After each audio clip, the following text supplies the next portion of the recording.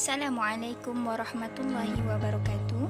Ini merupakan video tugasan metodologi Al-Quran dan Al-Hadis yang diberikan oleh Dr. Muhammad Manawi bin Muhammad Akib bagi kami pelajar tahun 1 semester 1 Universiti Kebangsaan Malaysia, dan tajuk kami ialah Tafsir Bil-Ra'yi.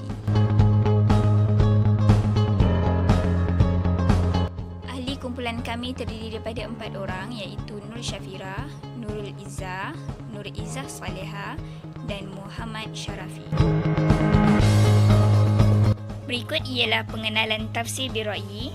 Tafsir Bil-Ra'yi merupakan salah satu metodologi penafsiran Al-Quran selain tafsir bil-maksud dan tafsir insyari. Penafsiran Al-Quran dengan kaedah ini adalah berdasarkan faktor kesyumulan Al-Quran yang melengkapi aspek kehidupan manusia sepanjang zaman. Dengan itu, bagi menerangkan ayat Al-Quran yang diwahyukan secara terperinci maupun umum, membawa kepada kaedah tafsir Bil-Ra'yi. Walau bagaimanapun, perkembangan tafsir ini memenuhi keperluan manusia dengan tidak bercanggah daripada hukum hakam agama. Seterusnya, kaedah penafsiran Al-Quran ini adalah menurut ijtihad para mufassir yang berkelayakan. Hujah golongan yang menerima pentafsiran Bil-Ra'yi adalah kerana terdapat banyak ayat Al-Quran yang mendorong manusia untuk berfikir dan secara tidak langsung mentadaburi ayat Al-Quran itu sendiri. Walau bagaimanapun, sebilangan ulama melarang penafsiran berdasarkan akal kerana boleh dipengaruhi hawa nafsu. Dan pentafsiran ini hanya boleh dipakai untuk masalah sosial atau aspek kehidupan yang rumit. Terdapat dua jenis tafsir Bil-Ra'yi, iaitu tafsir Bil-Ra'yi terpuji atau Al-Mahmud dan tafsir Bil-Ra'yi tercela atau Al-Mazmum.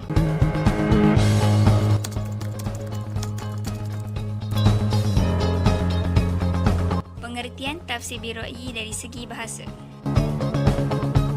Kalimah Ar-Ra'yu adalah seerti dengan kalimah Dirayah. Dirayah bermaksud memahami dan mengetahui. Ar-Ra'yu pula bermaksud melihat, menyangka atau menduga. Lafaz Ar-Ra'yu juga dikaitkan dengan lafaz i'tiqad, akal fikiran, ijtihad dan qiyas.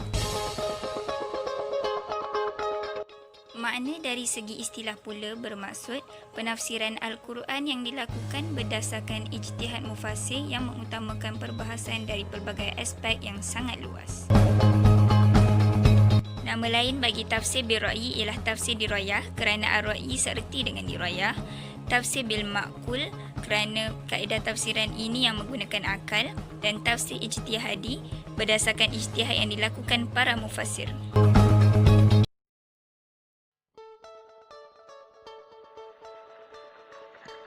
Sejarah perkembangan tafsir Bil-Ra'yi.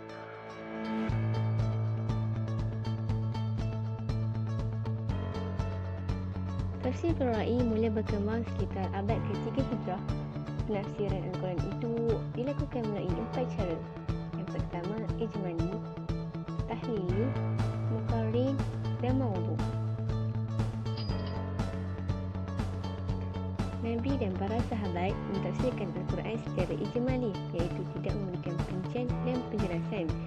Kemudian muncullah cara tahlili dengan mengambil bentuk bil-maksud yang selanjutnya berkembang dengan bentuk Bil-Ra'yi. Tafsir Bil-Ra'yi ini muncul sebagai corak penafsiran setelah tafsir bil-maksud.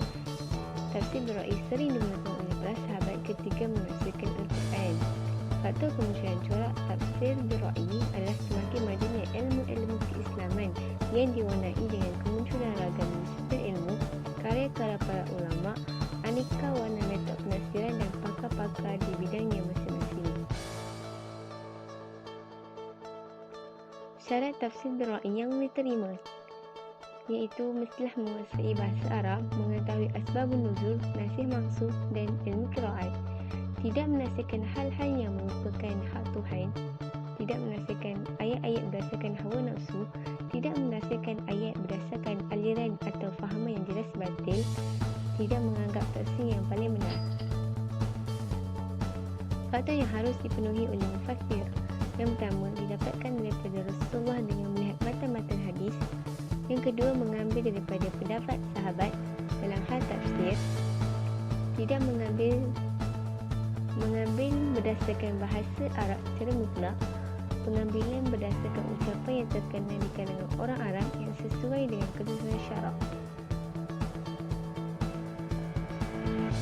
Hujah golongan yang menolak tafsir bil-ra'yi. Yang pertama, mereka mengatakan tafsir bil-ra'yi menentukan maksud Allah Subhanahu Wa Taala tanpa dalil berdasarkan ayat surah Al-Isra surah ke-17 ayat ke-36 yang bermaksud, dan janganlah kamu ikuti sesuatu yang tidak kamu ketahui kerana pendengaran, penglihatan dan hati nurani.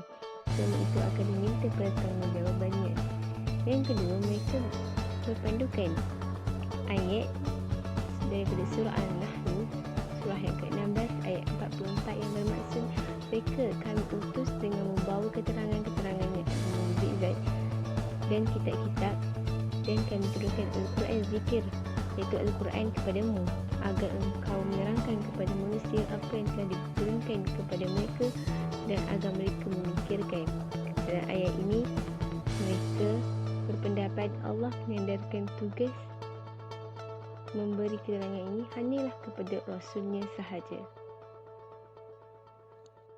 Hujah bagi golongan yang menolak tafsir bil-ra'yi berdasarkan dalil dari hadis.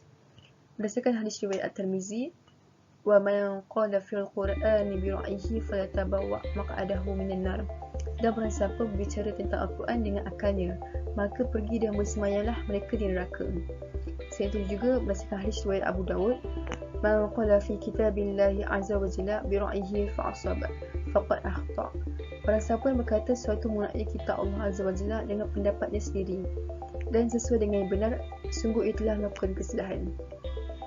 Hal ini menunjukkan bahawa siapa pun yang menafsirkan ayat Al-Quran dengan pendapatnya sendiri, walaupun ia adalah benar, sungguh pun begitu ia tetap bukan satu kesalahan. Seterusnya, saya akan menerangkan tentang hujah golongan yang menerima tafsir bil-ra'yi.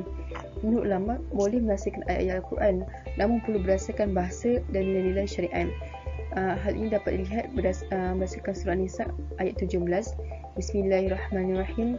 Walaqad yarsalna al-Qur'ana lizikri fahal min mudakkir. Dan sungguh telah kami mudahkan Al-Quran untuk peringatan, maka adakah orang yang mahu mengambil pelajaran? Sampai itu juga ada ayat lain yang mengajarkan kita ni untuk beristimbat untuk menemukan solusi, yakni permasalahan-permasalahan berlaku dalam kalangan umat Islam berdasarkan ayat-ayat Al-Quran. Bismillahirrahmanirrahim. Walau radduhu ila rasuli wa ila ulil amri minhum la'alimahu allazina yastanbitunahu minhum walau fadlullahi alaikum wa rahmatuhu lattaba'tumu syaitana illa qalila. Surah Nisa ayat 83. Apabila mereka menyerahkan kepada Rasul dan uli amri di antara mereka, tentulah orang-orang yang ingin mengetahui kebenaran akan dapat mengetahuinya secara rasmi dari mereka, Rasul dan uli amri. Maka dengan ayat-ayat tersebut menunjukkan bahawa mufassirin dapat berijtihad mengenai sebahagian ayat Al-Quran dengan pengetahuan yang mereka miliki. Tafsir bil-ra'yi terdapat dua jenis, sebutan sekali tafsir mahmur, tafsir yang terpuji. Tafsir bil-ra'yi Muhammad adalah ikhtiar untuk menemukan pemahaman Al-Quran dengan menggunakan berbagai pengetahuan seperti ilmu bahasa Arab atau ilmu lain. Contoh tafsir bil-ra'yi Al-Mahmud adalah istinbat dan ijtihad yang dihasilkan oleh sahabat dan tabi'in. Sehubungan itu, Abu Bakar Siddiq ni pernah ditanya tentang al-kalalah, yakni orang meninggal yang tidak punya anak dan orang tua. Maka Abu Bakar menjawab, aku berpendapat dengan ijtihad apabila itu benar semata-mata dari Allah, akan tapi apabila itu salah, itu mula dariku dan dari syaitan. Ijtihad yang dilakukan oleh para sahabat seperti Abu Bakar ni merupakan tafsir bil-ra'yi Al-Mahmud kerana berdasarkan pengetahuan yang memadai. Seterusnya, ciri-ciri tafsir mahmud. Yang pertama, sesuai dengan tujuan syariat Allah SWT. Yang kedua, jauh dan terhindar dari kesalahan dan kesesatan. Yang ketiga, dibangunkan atas dasar kaedah bahasa Arab yang tepat dengan mempraktikkan gaya bahasa uslub dalam memahami nas Al-Quran. Yang keempat, tidak mengabaikan kaedah-kaedah penafsiran yang sangat penting seperti asbab nuzul dan ilmu munasabah. Yang kedua ialah tafsir al-ma'zum, tafsir yang tercela.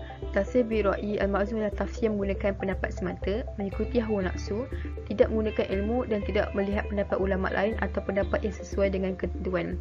Tafsir bir-ra'yi al-ma'zum dilarang oleh ulama salaf. Ini kerana pelaku dikecam kerana tafsir itu dilakukan atas dasar kefanatikan terhadap suatu mazhab dan mengobarkan agama. Dengan kata lain, jika ia menafsirkan Al-Quran hanya berdasarkan hawa nafsu atau kepentingan individu dan sebuah pihak, maka ikhtiar tersebut termasuk tafsir bir-ra'yi al-ma'zum yang harus tolak. Tafsir al-ma'zum juga dikenali sebagai tafsir al-batil.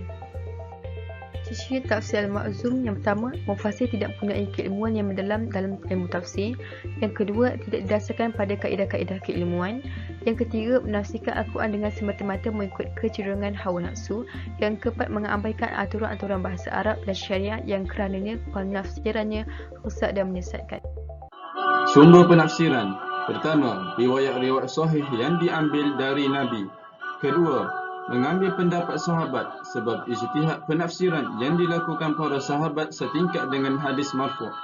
Ketiga, makna asli dari bahasa Arab mengingatkan Al-Quran diturun dengan bahasa Arab dengan catatan mufassir harus tetap memperhatikan makna majoriti yang berlaku di kalangan bangsa Arab. Keempat, tuntutan kandungan makna dari susunan kalimah sesuai dengan prinsip-prinsip syariat. Tafsir bir-ra'yi. Pertama, terdapat riwayat dhaif dan munkar dari riwayat yang didapati dari Nabi, sahabat dan tabi'in. Kedua, penentangan riwayat satu sama lain. Ketiga, di antara riwayat ada pendapat seseorang yang tidak menjaga diri dari berbuat kesalahan. Keempat, mufassir membenarkan pendapatnya dengan Al-Quran sedangkan Al-Quran tidak demikian. Kelima, sulit untuk membezakan antara pendekatan ilmiah dengan kecenderungan seseorang mufassirnya secara subjektif. Keenam, kemungkinan penafsiran yang dipaksa dalam hal-hal tertentu.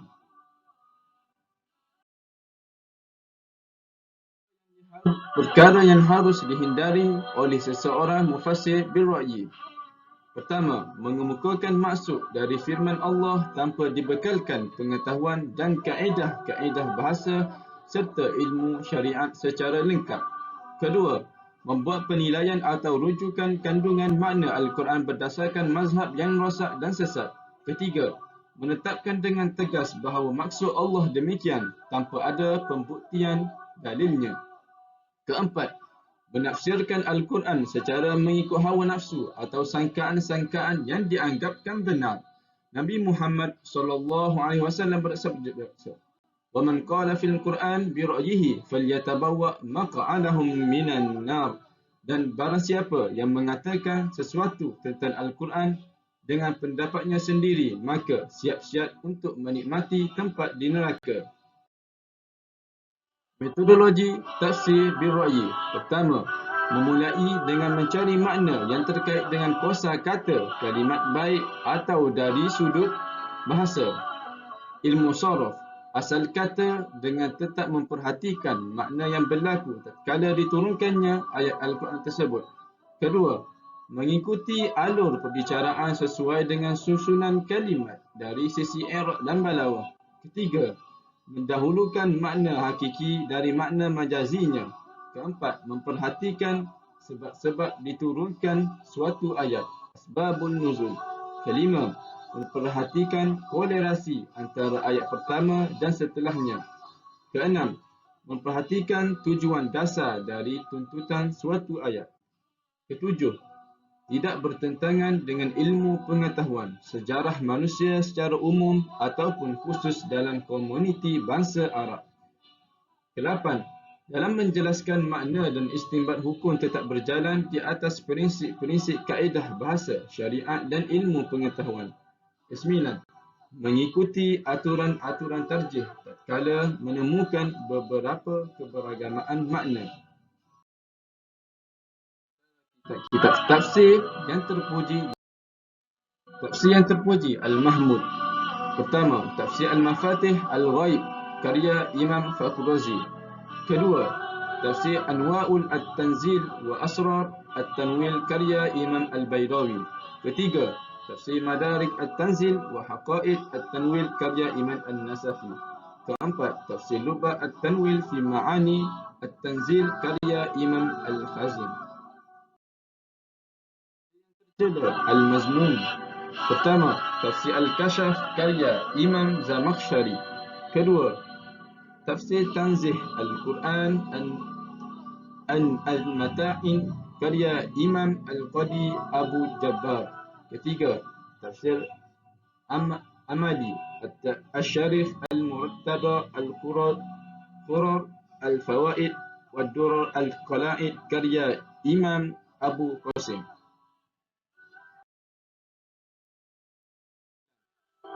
Tafsir bil-ra'yi adalah penjelasan tentang ayat-ayat Al-Quran dengan menggunakan akal yang merupakan bentuk dari ijtihad berdasarkan dalil-dalil yang sahih serta menggunakan kaedah-kaedah yang mulia dan tepat. Tafsir bil-ra'yi sudah muncul di zaman Rasulullah sallallahu alaihi wasallam. Di antaranya ketika beliau mempersetujui jawapan dari Muaz ibn Jabal ketika diutus ke Yaman untuk menjadi hakim di Yaman. Dalam menghukumi sesuatu, jika Muaz tidak mendapatkan dari Al-Quran, ia memutuskan dengan apa yang diputuskan oleh Rasulullah, iaitu hadis. Namun, jika tidak dapat juga, ia berijtihad dengan pendapatnya sendiri.